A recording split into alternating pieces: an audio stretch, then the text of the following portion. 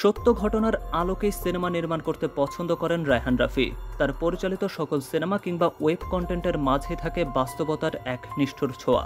একের পর এক ব্লকবাস্টার কিংবা হিট সিনেমা উপহার দেয়া এই পরিচালক এখন বলাই যেতে পারে সময়ের সবচেয়ে সফল কমার্শিয়াল নির্মাতা তিনি। আর একই সাথে তিনি এবার সিনেমা নির্মাণ করতে চলেছেন দেশের সবচেয়ে সফল সুপারস্টার শাকিব খানকে নিয়ে। আর তাদের জুটির এই প্রথম সিনেমার নাম হতে চলেছে তুফান। এই সিনেমা প্রসঙ্গে এই নির্মাতা জানিয়েছিলেন, এই সিনেমায় 90 দশকের এক গ্যাংস্টারের ভূমিকায় তিনি হাজির করতে চলেছেন শাকিব খানকে। এমনকি এই সিনেমাটি নাকি অনেকটাই সাউথ ইন্ডিয়ান পুষ্পা কিংবা কেজিএফ স্টাইলের সিনেমা হবে। তবে অলৌকিক কোনো দৃশ্য নয়, বরং বাস্তবতার সাথে মিল রেখেই তিনি সাজাবেন তার এই সিনেমার গল্প। তবে এবার এই তুফান সিনেমায় রায়হান রাফি বাস্তবের কোন ঘটনা থেকে অনুপ্রাণিত হয়ে তৈরি করছেন তার এই সিনেমা। অনেকের দাবি 90 দশকের দুর্ধর্ষ সন্ত্রাসী সুব্রত বাইনের জীবনী থেকে অনুপ্রাণিত হয়ে রাফি সাজিয়েছেন তার এই তুফানের গল্প। তবে কে এই সুব্রত বাইন?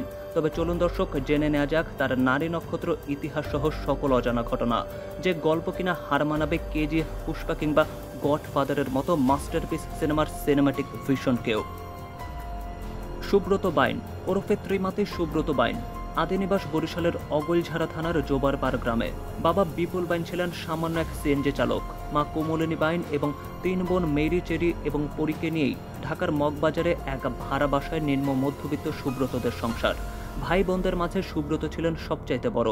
এরপরই তার বয়স যখন 6 তখনই তাকে ভর্তি করিয়ে দেওয়া হয় বরিশালের অক্সফোর্ড মিশন নামের একটি খ্রিস্টান মিশনারি স্কুলে।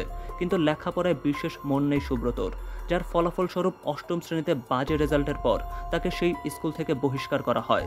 এরপর বেশ অনেক দিন চেষ্টার পর 9ম শ্রেণীতে তাকে ভর্তি করানো হয় ঢাকার শেরে বাংলা উচ্চ বিদ্যালয়ে। সেখান থেকে ম্যাট্রিক পাশ করেন সুব্রত বাইন। এরপরই তাকে উচ্চ মাধ্যমিকের জন্য ভর্তি করিয়ে দেওয়া হয় সিদ্ধেশ্বরী কলেজে। আর সেখানেই তার সাথে পরিচয় হয় স্থানীয় এক নেতার। তখন কেই বা জানতো সেখান থেকে বদলে যাবে সুব্রতর জীবন কাহিনী। আর যার পরবর্তী সময়তেও কলেজে আর যাওয়া হয়ে ওঠেনি তার। আর তখনই ভারী ভারী বইয়ের বদলে তার সাথে পরিচয় হয় ভয়ঙ্কর সকল অস্ত্রের। আর দর্শক, গল্পের এখানেই সিট বেল্ট বেঁধে বসে পড়ুন আপনি, কারণ এরপরেই এই যুবকের গল্প আপনার হৃদস্পন্দন বাড়িয়ে দেবার পাশাপাশি হার মানাবে আপনার সকল প্রেডিকশনকেও।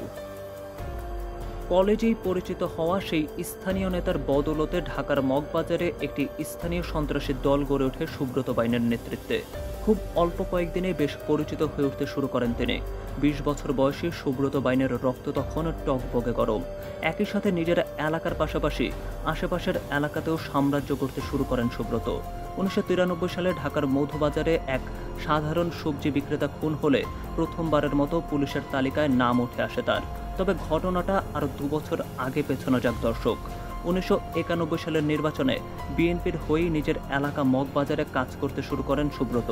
আর এতে তৎকালীন স্বরাষ্ট্রমন্ত্রীর সঙ্গেও তার বেশ এক ভালো সম্পর্ক গড়ে ওঠে।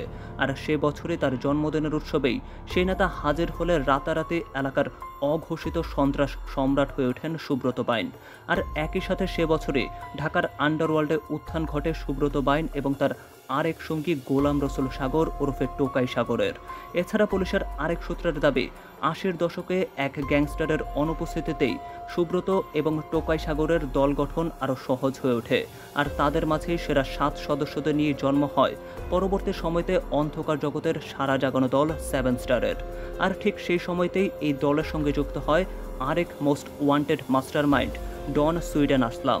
আর একই সাথে এই দলের মাধ্যমে ক্রমশই আন্ডারওয়ার্ল্ডে আরও বিস্তার পরিচিতি লাভ করতে শুরু করে সুব্রত বাইন। পুলিশের খাতায় যার নাম ত্রিমাতি সুব্রত বাইন।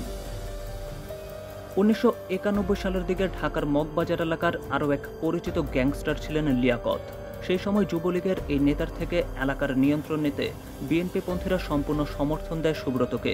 সেই সবজি বিক্রেতা 1993 সালে খুন হওয়ার তার পরবর্তী বছরই ঢাকা বিশ্ববিদ্যালয় এলাকার ট্রিপল মার্ডারের নেতৃত্ব দেয় সুব্রত বাইন।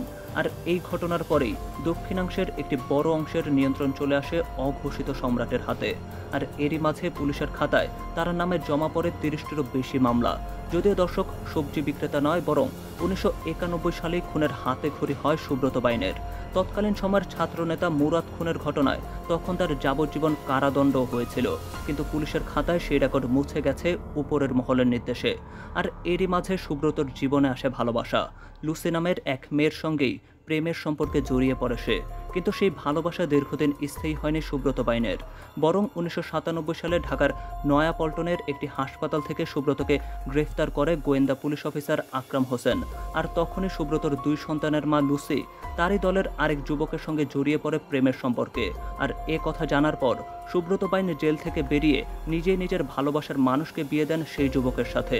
যদিও পরবর্তীতে 1999 সালে কুমিল্লার বিউটি নামের আরেক নারীকে বিয়ে করেছিলেন তিনি, তবে বছর ঘুরতে না ঘুরতেই ডিভোর্স হয় তাদের মাঝে। আর দর্শক, ঠিক এই মুহূর্তে খানিকটা পানি খেয়ে গলাটা ভিজিয়ে নিন আপনি, কারণ এর পরের ঘটনাগুলো আরও চাঞ্চল্যকর। 2000 সালের একেবারে শুরুর দিকেই সুব্রত বাইনের দল 7 স্টার থেকে বেরিয়ে যায় তাদের দলের অন্যতম সদস্য আসিফ। আর বেরিয়ে তিনি যোগ দেন সুব্রতর বিপক্ষ দল লিয়াকতের 5 স্টার দলে। আর একই সাথে বাড়তে শুরু করে 7 স্টার এবং 5 স্টার দলের মাঝে দূরত্ব, এমনকি তাদের মাঝে শুরু হয় গ্যাং কিলিং। এছাড়াও নিজ দলের সদস্যদের মাঝেও বাড়তে শুরু করে দূরত্ব। 2000 সালের 18 মে পুরান ঢাকার জর্জকোট এলাকায় পুরোপুরি ফিল্মি স্টাইলে খুন করা হয় সুব্রত দলের আরেক সদস্য কবির মিলন ওরফে মুরগি মিলনকে। এরপরই ক্রমশই ভাঙতে শুরু করে দুই দল। এমনকি 2001 সালের 25 ডিসেম্বর বিএনপি সরকারের পক্ষ থেকে 23 জন শীর্ষ সন্ত্রাসীর নাম প্রকাশ করা হয়। ধরিয়ে দিতে পারলেই দেয়া হবে দারুণ সব পুরস্কার। আর যে তালিকার একেবারে প্রথমেই নাম ছিল সুব্রত বাইনের, এমনকি ইন্টারপোলও নোটিশ দেয়া হয় তার নামে।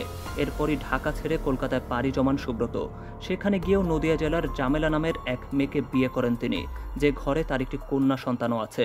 এরপরই সেখানে জায়গা জমি কিনে স্থায়ীভাবে নদিয়া জেলাতেই থাকতে শুরু করেন সুব্রত বাইন। কিন্তু সুব্রত দেশ ছাড়লেও পুলিশ তার পিছু ছাড়েনি। অবৈধ অনুপ্রবেশের অভিযোগে 2008 সালে কলকাতার পুলিশ আটক করে সুব্রত বাইনকে, কিন্তু জেলের বন্দি দশায় বেশি দিন থাকতে হয়নি তাকে। স্বভাবতই ক্ষমতার অপব্যবহার করে জেল থেকে বেরিয়ে আসেন তিনি, আর জামিন পেয়েই চলে যান দুবাইতে। এমনকি কানা ঘষাতে এও শোনা যায় সিনেমা ইন্ডাস্ট্রির সাথেও নাকি যোগসূত্র ছিল সুব্রত বাইনের। তবে দুবাই থেকে কলকাতা ফিরেই টলিউড ইন্ডাস্ট্রির এক নায়িকার কাছে মোটা অঙ্কের চাঁদা দাবি করেন তিনি, যা সূত্র ধরেই পুলিশের স্পেশাল টাস্ক ফোর্স সুব্রত বাইনকে ধাওয়া করতে শুরু করে। আর যার ফলে নিজেকে বাঁচাতেই নেপালের সীমান্ত শহর কাকরভিটায় ঢুকে পড়েন তিনি। আর সেখানেই তিনি গ্রেফতার হন নেপালের পুলিশের হাতে। তবে দর্শক, গল্পের চমক আরও খানিকটা বাকি। নেপালের সেই ঝুমকা নামক কারাগার থেকে 2012 সালে প্রায় 77 ফুটের দীর্ঘ সুড়ঙ্গ কেটে পালিয়ে যান সুব্রত। পরবর্তীতে কলকাতায় তাকে আবারও গ্রেফতার করে কলকাতার স্পেশাল পুলিশ। তবে দর্শক, গল্পের ক্লাইম্যাক্স আরও খানিকটা বাকি। কলকাতার সেই জেলেতে বসে ঢাকার আন্ডারওয়ার্ল্ড জগৎ নিয়ন্ত্রণ করতেন সুব্রত বাইন। এমনকি বড় বড় কনস্ট্রাকশনের কাজও চলত তার নামে, যার টাকা দিয়ে কিনা নদিয়ায় 50 বিঘা জমি সহ একটি বাগান বাড়ি কেনেন সুব্রত। এমনকি সেই চাঁদার টাকা গাজীপুরে থাকা বাবা মায়ের কাছেও পাঠাতেন তিনি। এমনকি সেখানে 5 কাঠার জায়গা কিনে একতলা একটি বাড়িও করেছেন, যেখানে এখনো বাস করেন সুব্রতর মা বাবা এবং 2 বোন। সেই সাথে কলকাতার বালিগঞ্জেও একটি প্যালেস সম বাড়ি কেনেন তিনি। এমনকি সেখান থেকেই তিনি শুরু করেন তার জাল টাকা ছাপানোর সকল কার্যক্রম। এমনকি এখনো পর্যন্ত দর্শক, অনেক স্থানেই এই সুব্রত বাইনের নামেই ভয় দেখিয়ে চলে নানা চাঁদাবাজি সহ সকল অসামাজিক কার্যক্রম। আর তেমন একটা গ্যাংস্টারের গল্প নিয়ে দর্শক রায়হান রাফি সাজিয়েছেন তার তুফান সিনেমার মূল প্রেক্ষাপট, যেখানে প্রধান চরিত্রে হাজির হচ্ছেন শাকিব খান। আর তুফান মুক্তি পাচ্ছে 2024 সালের পবিত্র ঈদ উল আজহা উপলক্ষেই।